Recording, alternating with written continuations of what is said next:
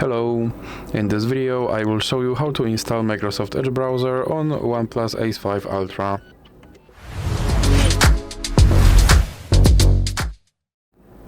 So you have to start by opening your Google Play Store, then click on search bar and type in Edge. Now click search and click install.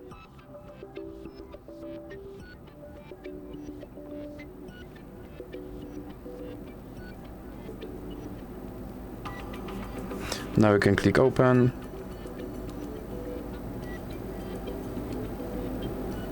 And now you can set this browser as your default browser, or you can click not now and you have to click confirm.